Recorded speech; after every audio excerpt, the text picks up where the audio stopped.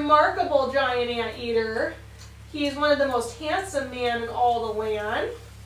And I've had this boy and have been building a relationship with this boy for 8 years now. Can you believe that? Can you believe that you and I have been together for 8 years? Unbelievable. And hopefully another 15. If we can stay open and if we can stay going and if we can get enough donors, enough supporters coming in, we can stay open, we will have Salvador for the rest of his life. So that's the ultimate goal, is to continue to keep these animals safe and to do nothing but improve our facilities and make them better. That's our goal. Hearing the stories of how truly powerful and how deadly they can actually be. They have unalive people in the zoos. They have unalive people in other countries. These guys are usually found in South America in all different kinds of terrain.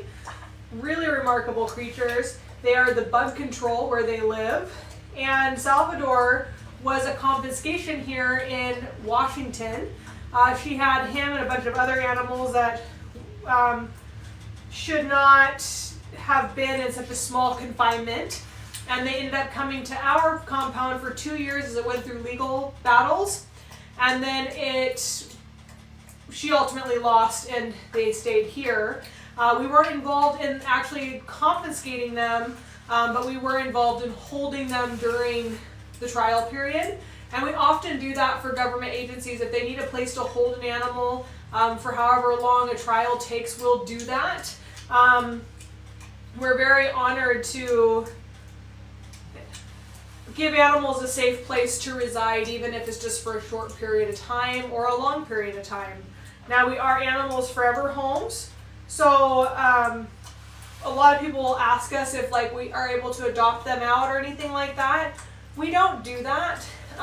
We do have adoptable animals like cockatoos and macaws and chinchillas and things like that.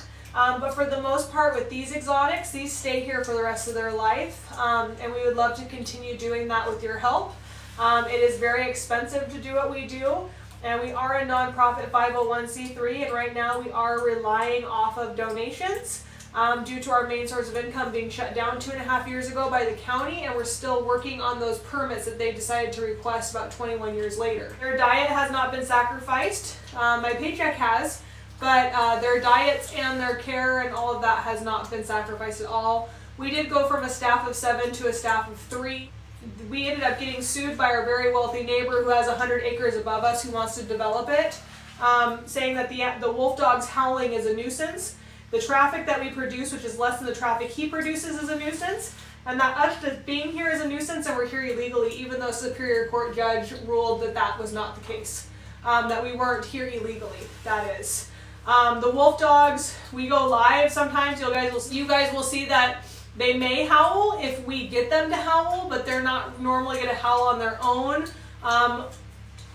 that whole day. So I've been here since 7:30 this morning, and our wolf dogs have howled once since I've been here, and it was when I first pulled up. They were saying hello to me.